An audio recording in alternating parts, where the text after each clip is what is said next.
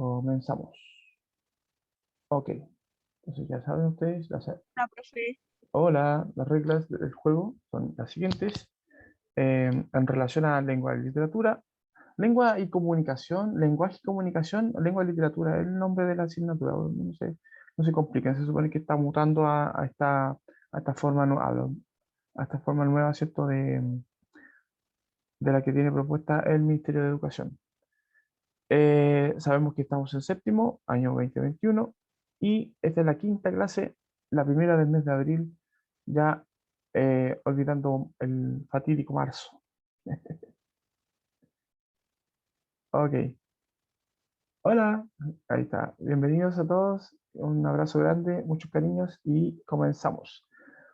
Actividad 5, nociones de lo literario y de lo no literario. Digo nociones porque obviamente el tema de la literatura y el tema de los textos no literarios es mucho más profundo. Hay muchas más cosas que ver y que analizar. Pero como estamos en séptimo, se supone que también no podemos profundizar mucho. Además, estamos haciendo un reforzamiento.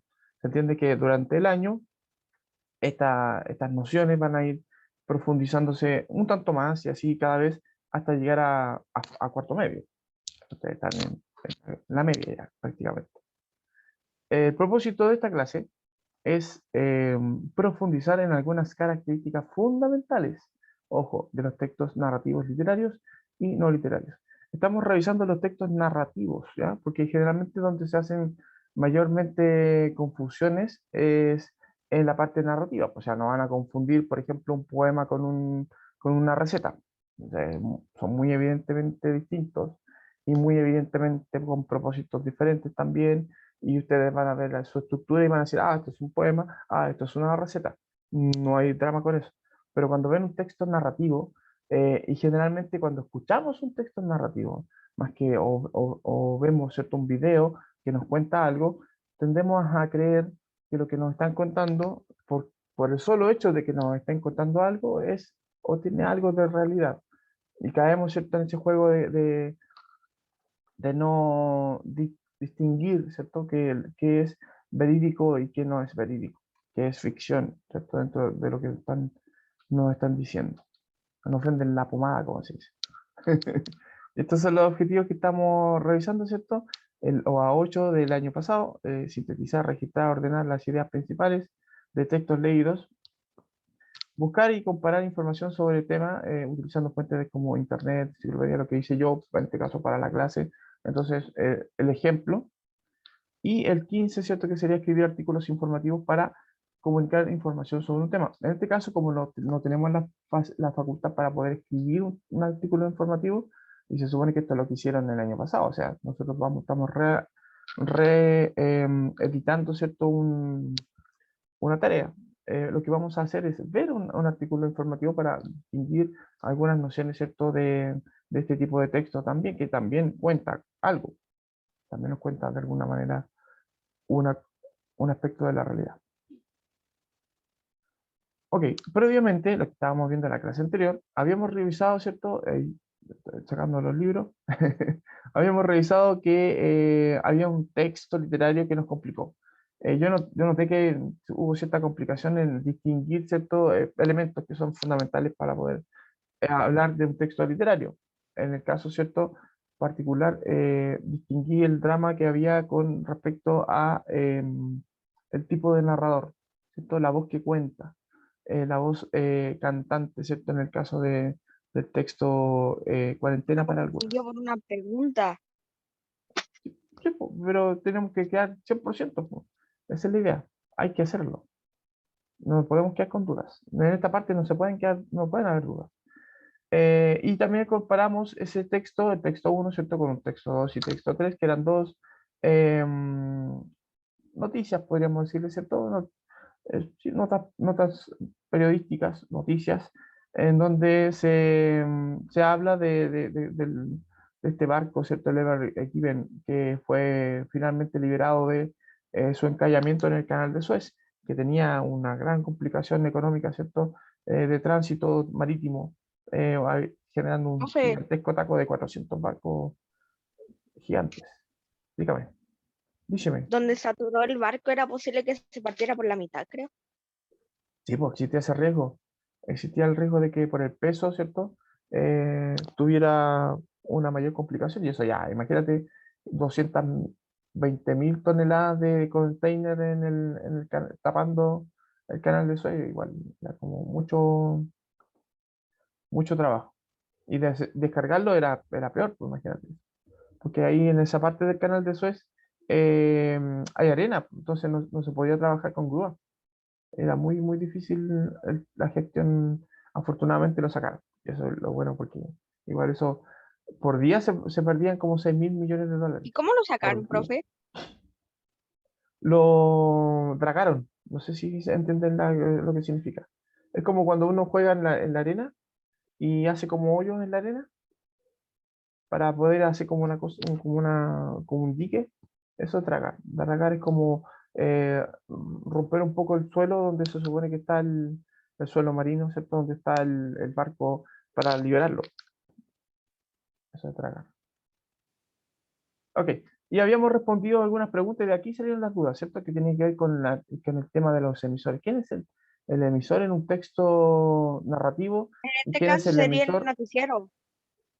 Claro, o sea, a fin de cuentas, eso es lo que quiero que se den cuenta, valga la redundancia, que en las noticias no importa quiénes emitan las noticias, porque lo importante no es el emisor, lo importante es lo que se está diciendo, el mensaje es lo importante. Entonces, importa, claro, que el emisor haga bien su pega, obvio, pero no nos interesa saber quién es el emisor, qué problemas tiene en su vida, si estudió o no estudió, bueno, eso se nota en el nivel de redacción, por supuesto. Yo lo noto. No sé si ustedes notarán ese problema, digamos, de repente que las noticias están mal redactadas. Pero se entiende que el emisor pasa como un segundo plano. Y lo que pasa a primer plano, en el caso cierto de una noticia, es la noticia, el hecho. En el caso del texto literario, muchas veces, para poder entender el texto literario, nosotros tenemos que entender quién lo escribió y por qué lo escribió. O sea, de dónde surge la idea, el contexto, ¿cierto? Y entender también su intención. O sea, más allá de querer entretenernos, también hay una doble intención. Siempre en un texto literario, siempre hay un doble propósito, ¿ya? Entonces, eso es la diferencia. Y en ese sentido de los emisores, vamos a hablar, ¿cierto? O Y sea, vamos tenemos a que distinguir. fijarnos en que el emisor haga bien su trabajo, nada más. Exactamente, exactamente. Usted lo ha dicho, mejor que yo. Entonces vamos a centrarnos en esto del emisor para que quede bien clarita la idea como elemento fundamental, ¿cierto? En un texto narrativo literario y en un texto narrativo no literario. Y para ello, extraje un... Esta película me hace llorar. Es muy emotiva esta película.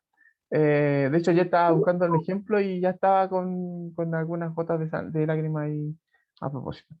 Eh, Vamos a decir que me entró una basura en el ojo ya, por si acaso, para que no crean ahí que el profe te. Veamos este video, a ver que se cargó bien. Y quiero que pongan mucha atención en quién está contando la historia. ¿Ya? Yo creo que ya la han visto esta película, así que no es tan novedoso tampoco, pero pongamos atención en quién está contando la historia. Corre vídeo y cambió el narrador, si se dieron cuenta. Ya. Al principio no tenía idea de dónde estaba, no. Pero se fijaron en ese detalle de que estaba aparentemente el perro hablando. El Profe, perro, el perro estaba contando la historia, básicamente es el protagonista de esta saga de libros. Dígame, que se hicieron películas. yo ese video lo vi entero, pero entero, y es como que el perrito va naciendo varias veces. Claro, Muere y nace nuevo, muere se y supone nace nuevo, que muere y nace. la teoría de ese libro, el que se llama El propósito del perro, así se llama el libro en original, y lo tradujeron como la razón de estar contigo, que es el propósito del perro. Dijeron la respuesta, ¿cierto? Que el propósito del perro es estar con los humanos, o sea, acompañarnos a nosotros los seres humanos. Entonces, claro, él siente como una atracción eh, como mística hacia Ethan, ¿cierto? Que es como el otro personaje importante en la historia, y el perrito siempre lo va a buscar. Entonces, cada vez que fallece, cada vez que reencarna luego de esa muerte, vuelve a estar en contacto, Entonces, ¿cierto? Busca incansablemente estar en contacto con Ethan, el niño que lo salvó. eso se ha pasado mucho, porque hay gente que se le fallece su perro, después pasan 2, 3 años, se compran otro y hace Claro, la misma cosa única que hacía su perro anterior. a mí me pasó, me pasó me pasó mi perro, mi amigo perro, ¿cierto? Jake, él estaba jugando un día y no sé, así tonteando, es lo mismo que hizo Ethan con su perro, ¿cierto? En la película, así como jugando. Y hice algo que hacía con mi otra mascota cuando yo era chico. Y fue como algo así, ¿qué? Así, que como, ¿qué pasó? Algo muy extraño. Como que era el mismo perro. Puede ser, no sé, a lo mejor es una teoría, no podemos comprobarlo porque eso está en el ámbito, ¿cierto?, de la ficción. Y de hecho, eso es lo que quería decirles. Tenemos al autor del libro, que se llama eh, William Bruce Cameron, W, no sé si es de William, Bruce Cameron, así firma sus libros, ¿cierto? Que escribe este texto que se llama A Dog Purpose, ¿cierto? O El propósito del perro, una novela para humanos. Es un libro que ha sido aclamado, ¿cierto?, en el mundo y de hecho se llevó al cine. No sé si, yo no leí el libro este en particular, el original, digamos. He visto la película nada más. Eh, Profe, no sé si el perro del libro es un labrador negro. Eso es lo que me parece extraño. Porque en la portada sale un labrador negro. Dígame, escúchalo. parece que yo vi esa película, me parece en Netflix, Sí, pues sí está en Netflix. que Sí, está aparece el perrito, fallece, luego sale otro perrito y se encuentra con su amo, que es más grande y así. claro. Y después junta a la familia de nuevo porque la nieta estaba perdida y es como bien entretenido la historia, digamos, que gira en torno a las reencarnaciones de, Había todo el día hace unos meses atrás de claro. esa película. Se supone que el protagonista de la película, y eso es lo que vamos a hablar, esta es la novela, ¿ya? El autor escribe una novela. La novela tiene como protagonista, ¿cierto?, a Bailey. En la película sale Bailey, no sé si será la misma raza de perro. Bueno, entre un labrador y un retriever, da lo mismo, son prácticamente iguales, más peludo uno que otro. eh, Bailey sería el protagonista y es él el que nos cuenta su historia, de cómo él va reencarnándose cada vez y va descubriendo, ¿cierto?, esta conexión que tiene con los humanos, particularmente eh, con Ethan, que sería, ¿cierto?, los otros personajes que aparecen en la historia y que van a ser mostrados a nosotros por un narrador externo. Es como una cámara de video que nos muestra, ¿cierto? Aquí nos muestra al perro, en este caso, ¿cierto?, al perro Bailey y a Ethan cuando era niño. Después nos va a mostrar a Bailey en otra reencarnación, en otra raza de perro, ¿cierto? Y a Ethan ya adulto, de hecho viejo prácticamente. Entonces el narrador como que va evolucionando va mostrando, perdón, la evolución de esta relación entre el perro y Ethan, el niño, ¿cierto? Que se hace adulto, y de repente va alternando esa narración externa, mostrándonos, ¿cierto?, lo que va pasando, lo que pasa con las otras personas, qué sé yo, con esta narración en primera persona de Bailey. De hecho, hay una parte de la película donde el perro que está contando la historia, ¿cierto?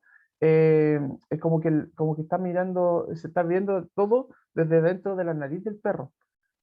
Como muy extraño eso. Es como nunca había visto, digamos, ese plano, ese enfoque que se hizo de lo que estaba contándose desde adentro de la nariz. Se supone que la percepción de los perros es muy fuerte desde el punto de vista, ¿cierto?, de su narizota, po. Se tiene una nariz súper poderosa que puede detectar olores que son... Ah, justamente, po, cuando reencarna en otro perro, me acordé de la escena, reencarna en otro perro, no perro, un perrote grande, ¿cierto? Em, hace que la polola antigua de Ethan vaya a la casa de Ethan a devolver el perro, ¿cierto? Y él, para demostrarle a Ethan que es él, el Bailey, ¿cierto?, reencarnado, busca la pelota. Y ahí sale la toma desde la adentro de la nariz del perro, porque está buscando una pelota con la que jugaban, ¿cierto? Y hacen una pirueta ahí bien característica de Bailey. Eso. Ah, que el tipo la tira, luego se agacha y salta por su espalda y la agarra. Exacto, esa pirueta. Entonces, esa pelota él la detecta con su super narizota que está en un granero, ¿cierto? ahí donde estaban guardando las cosas para que habían ocupado en una fiesta o algo así. Bueno, esa es la parte del libro que no les voy a contar porque para que lo vean la película o lean el libro, mejor lean el libro. Debe ser más entretenido que ver la película con más detalle, me imagino también. Y lo que quería decirles, para que se den cuenta de esto que estoy tratando de destacar, es que esta historia está centrada en Bailey. Es él el que cuenta lo que está sucediendo, ¿cierto? Desde su perspectiva. Y eso es lo que hace diferente a este libro, ¿cierto? De otros tantos que tienen que ver con historias de perros. El autor no es un perro. Ahí está la imagen de él, si ustedes se dan cuenta, no es un perro, es una persona humana. Y su voz narrativa es un perro. Él puede, como narrador, ¿cierto? Él puede hacer este juego de darle vida a un animal, en este caso, vida desde el punto de vista intelectual, de conocimiento, ¿cierto? El perro sabe cosas que solamente O sea, saben los él hace humanos. la voz del perro. No, no, no, no estoy diciendo que él haga el doblaje. Me refiero, ¿cierto? A que él le da vida a la historia del perro. Pues el perro es como que el perro estuviera contando una historia porque Él a él escribe la se le historia ocurre. y se la pasa a alguien para que lo hable, como el perro. Podríamos decir que sí.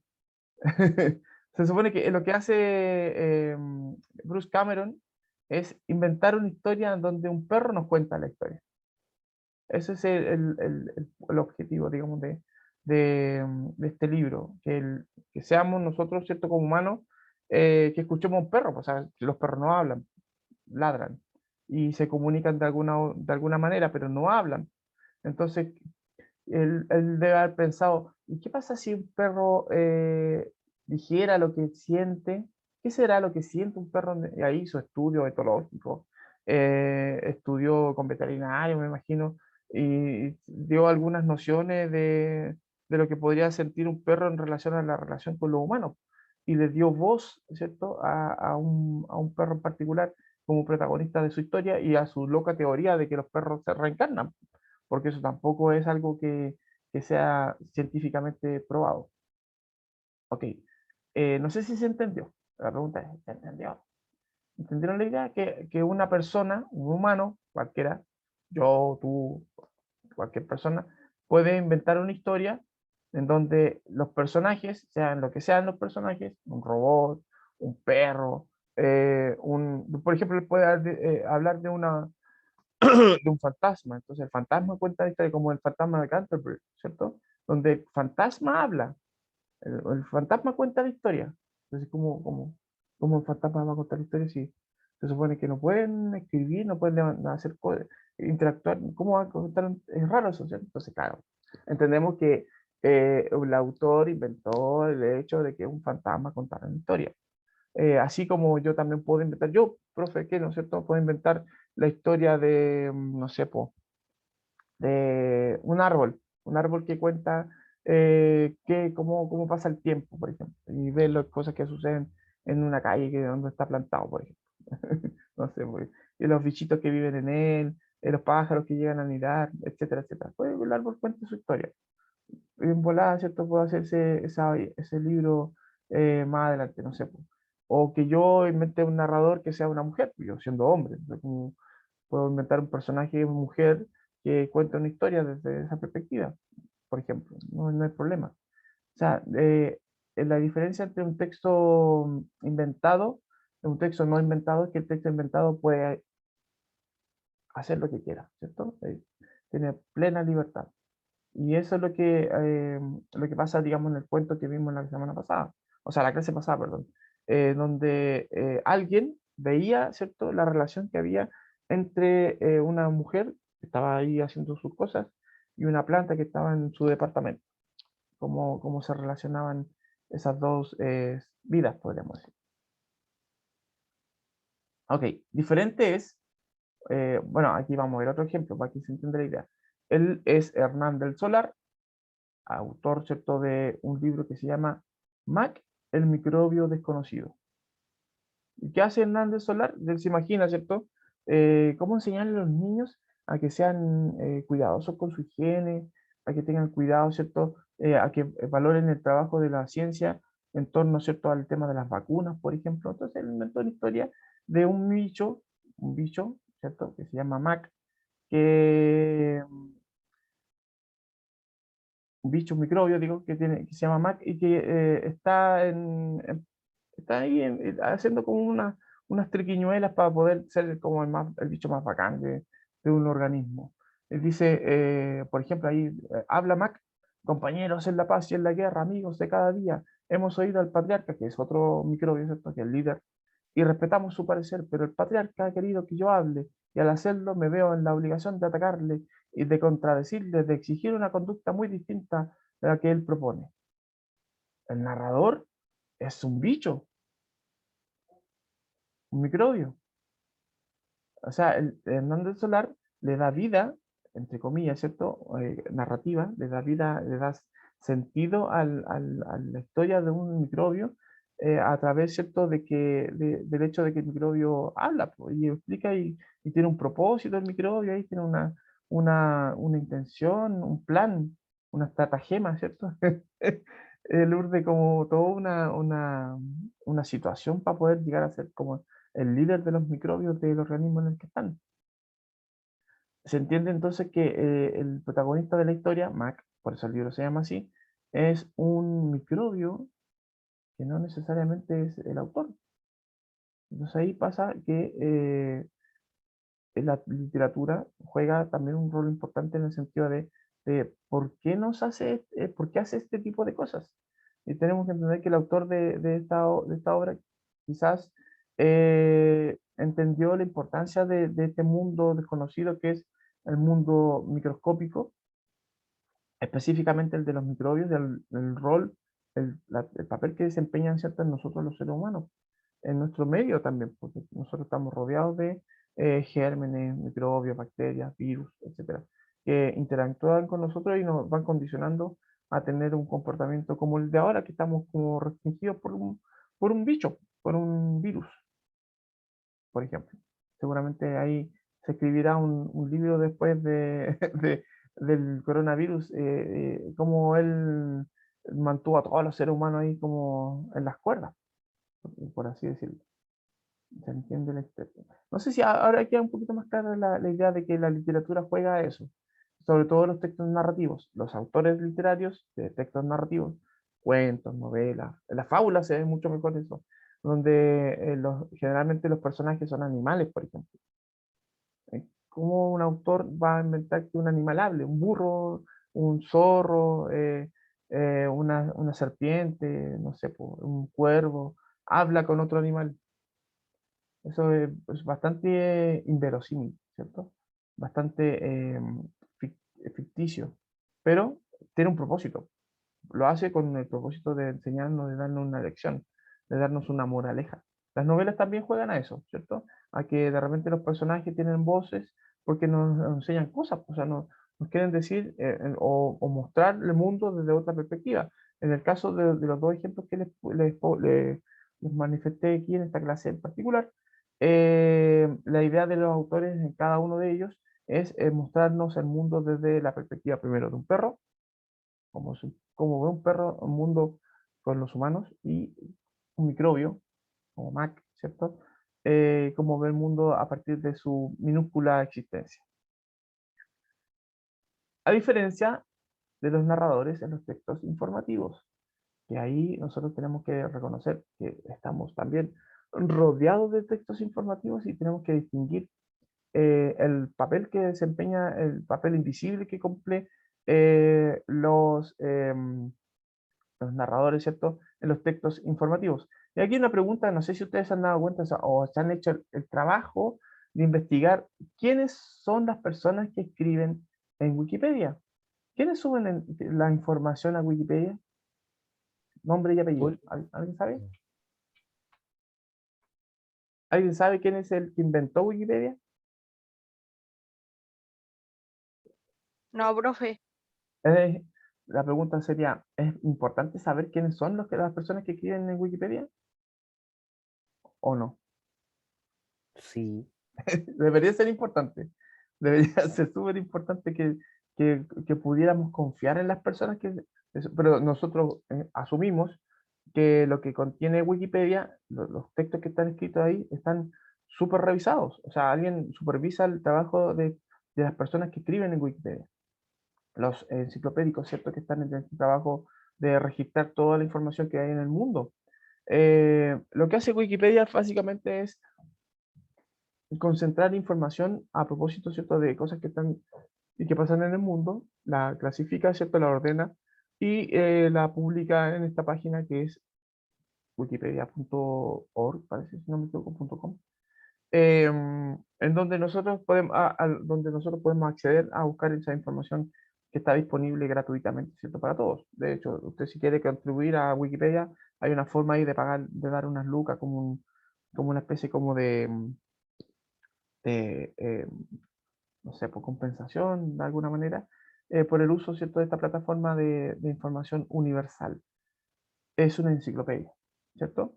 El trabajo de los enciclopedistas, las personas que escriben esta enciclopedia, es el trabajo invisible que hacen todos los que publican textos informativos o textos periodísticos, ¿cierto? Un Como trabajo profe que no entendí. ¿Que quién era lo que publicaba? los enciclopedistas son personas que podríamos considerarlas NN, ignotas. No sabemos quiénes son. Exactamente, no es tan relevante que ellos pongan su nombre, no es un artículo escrito por alguien así, nombre, ¿cierto? Sino es un artículo escrito por una persona que se supone que hizo un trabajo de investigación y hay un trabajo también de revisión de esa información que publica y nada más. Es todo lo que importa en este cuento, digamos, de los textos informativos. Sabemos que, como alguien lo dijo, ¿no? Recién, que aquí en los textos informativos lo que importa es el medio. Entonces, es que como que el medio estuviera escribiéndonos, ¿cierto? Y mostrándonos la información. Y no personas, que se supone que es lo que pasa. Que en los medios, Wikipedia, La Tercera, el TVN, etcétera, etcétera, tienen personas que escriben los contenidos, pero no sabemos sus nombres, sino solamente los contenidos, solamente la noticia, la información. Eso pasa con los textos no literarios. Las características de los textos literarios en general apuntan a esto, ¿cierto? A que los textos son transmitidos, ¿cierto? Lo que se propone como texto es transmitir una información, compartir o difundir datos, hechos, descripciones, etcétera. No involucra ningún tipo de, ojo con eso, no involucra ningún tipo de argumentación, opinión o estrategia de convencimiento o de persuasión. Por ende, no influyen explícitamente en la postura personal del receptor. Solo nos entregan la información. Nosotros ahí vemos qué hacemos. Eso se supone que tiene que hacer un texto informativo. Ahora, en la O tele, sea, nos informan, nos muestran qué es lo que pasa y nosotros vemos qué hacemos. exactamente. Nosotros decimos, ¿qué pensamos? Por ejemplo, aquí nos muestran, en la tele están mostrando ahí largas filas frente a a un supermercado, a pesar de que estamos en cuarentena. O sea, eso dice la información. Entonces nosotros pensamos, oye, la gente que es irresponsable, o el gobierno que no toma medidas, o, bueno, ¿qué van a hacer? Pues si tienen que comprar cosas también. ¿Cachai? Entonces hay como tres posturas diferentes frente al hecho noticioso que es lo que hace el medio, solamente mostrando lo que pasa en la realidad. En el caso del lenguaje técnico que utiliza los textos informativos, un lenguaje técnico de preferencia, ¿cierto?, que es de fácil comprensión por el receptor, por nosotros. O sea, nosotros que recibimos la información, las noticias, los textos de Wikipedia, etcétera, etcétera, tenemos que entender que el mensaje, tenemos que entender el mensaje. El mensaje tiene que ser explícito en ese sentido, tiene que ser bien clarito, bien fácil de entender. La estrategia, ¿cierto?, que también emplea eh, son de una retórica de fácil comprensión para el receptor. ¿Ya? Este está justamente a propósito la fuente, y eso es lo otro, que se respaldan las fuentes siempre. ¿De dónde yo saqué esta información? Porque yo no puedo decir, parece que, creo que, no puedo especular, ¿cierto? Tengo que estar seguro de lo que estoy diciendo. En Wikipedia pasa eso. Y aquí quería mostrarles, y con esto quiero cerrar la clase porque ya estamos como un minutito ahí. Esto es cortito, dura como un par de minutitos y que tiene que ver con un texto, un artículo periodístico, fíjense, o un artículo informativo, perdón. Pongan atención.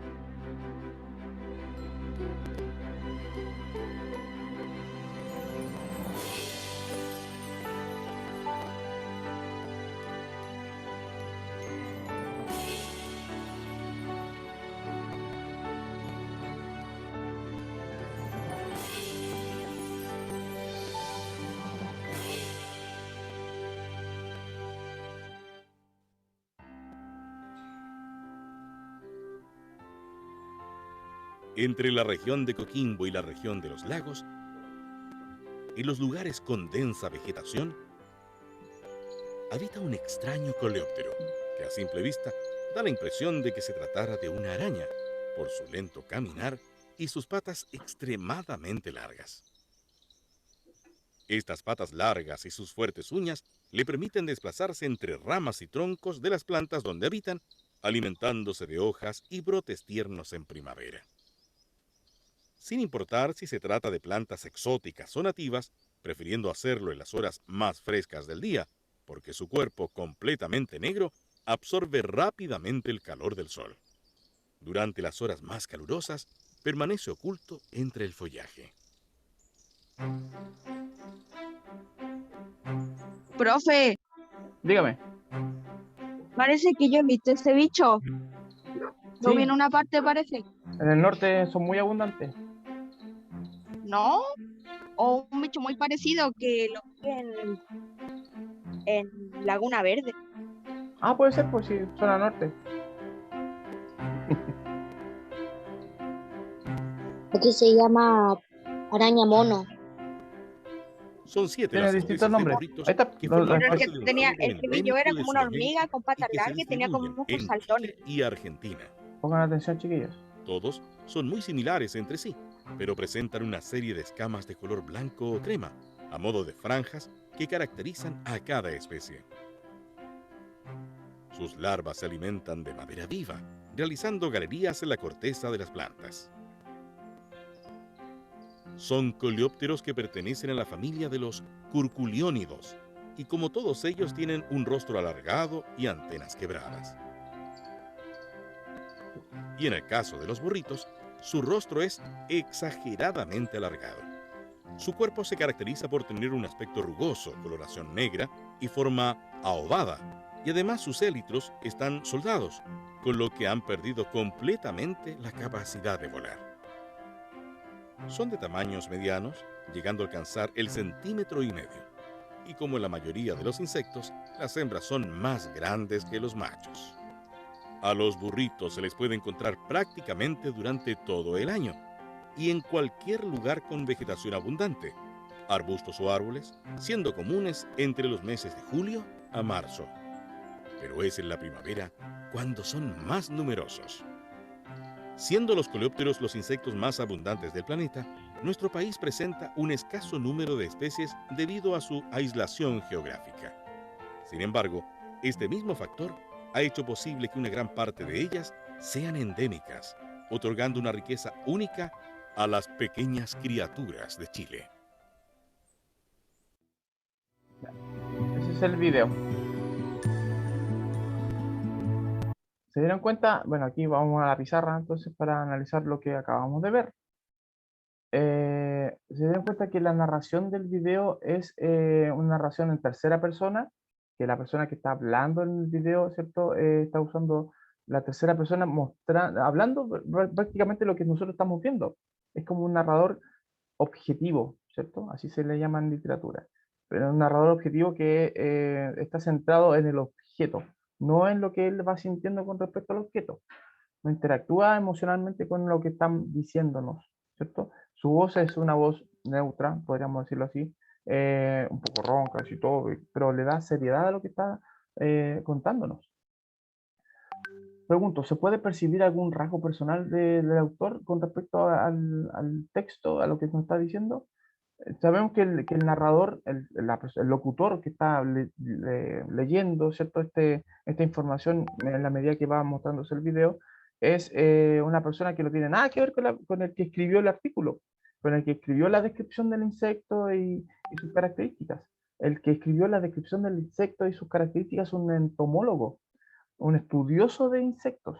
De hecho, un estudioso de este insecto en particular, que trabaja yo lo conozco, trabaja en la Universidad de La Serena, porque el video, ¿cierto?, está emitido desde esa ¿A ese casa de autor estudio. lo conoce, profe, al autor de eso?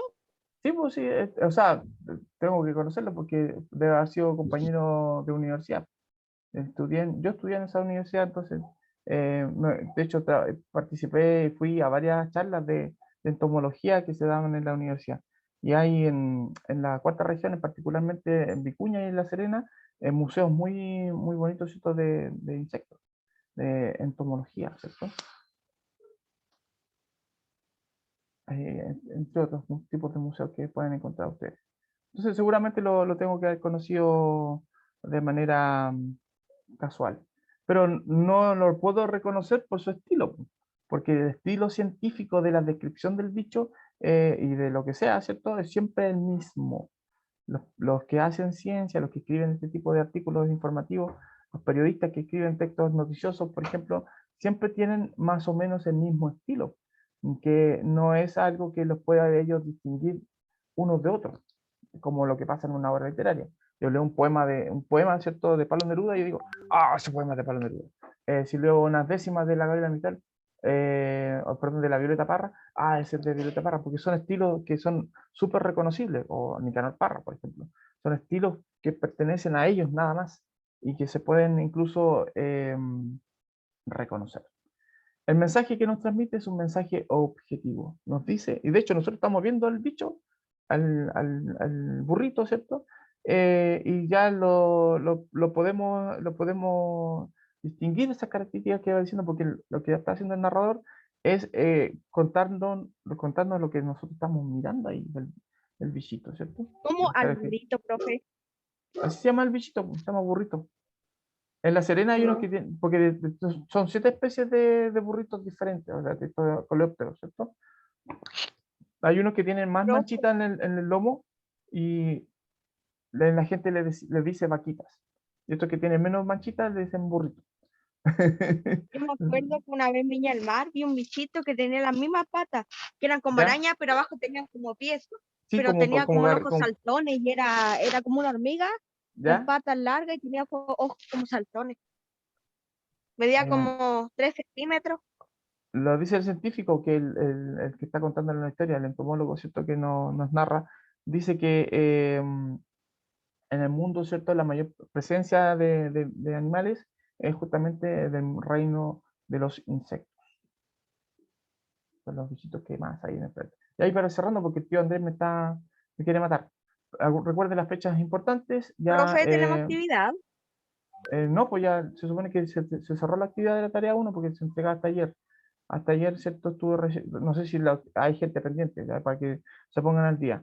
Ya tengo la lista, eso es lo que quería decir, ya tengo la lista de las personas que van a dar esta prueba, la prueba de la Noche de los Muertos, que es la mayoría del curso, y unos poquitos tantos que se confundieron y están leyendo otra cuestión que nada que ver, que es la Isla del Tesoro, ¿cierto? Son como 4 o 5 personas que van a tener que dar Profe, esa prueba, ¿ya? ese maldito libro tenía como 400 páginas y yo llevaba como 350 Yo no vi ese libro, y lo cambiaron. por eso que a mí me da Fue risa, horrible. porque sí, no, está bien, pues sí. De hecho, hay una versión más corta de La Isla del Tesoro de la editorial Zigzag, que debe tener como 120 páginas. La historia es súper Pero yo me sencilla. leí el de La Noche de los Muertos, yo me lo leí así. Ah, sí, pues eso es lo que había que leer. ¿Ya? La prueba de la próxima semana que sería de la unidad, de lo que estamos viendo ahora. La próxima semana, la próxima clase de miércoles y jueves, vamos a revisar entonces lo último que tenga que ver con el tema del libro y ahí van a salir, me imagino, votaciones que vamos a ver. El epílogo, entonces, aprendimos hoy día que hay diferencias en la forma de contarnos los textos narrativos literarios y no literarios. Y eso marca una característica fundamental de los que son los textos literarios, a diferencia, ¿cierto?, de los textos que no son literarios. ¿Son importantes estos aprendizajes? Sí, porque nos permiten distinguirlos y separarnos y también actuar críticamente frente a ellos. Frente a un texto literario yo tengo que ponerme prácticamente en los zapatos del autor para poder entender su historia. En texto no literario me basta solamente entender lo que me están contando, el mensaje, nada más. Y eso se integra en la vida cotidiana de esa forma, pues, o sea, en el ejercicio mismo, en la tarea misma y para la prueba, ¿cierto? Tienen que tener esa misma noción para que les vaya súper bien. De ahí yo me voy ahora a abocar este fin de semana largo a revisar sus trabajos. Desde ya, les deseo, ¿cierto?, que tengan un excelente fin de semana, chiquillos. Cuídense harto, encuentren hartos huevitos, los que Chao, huevitos profe. todavía. No, profe, que esté bien. Los Chao, que profe. tanto rico Esté bien. Regalo, nena. Adiós. Chau, chau. Que estén bien.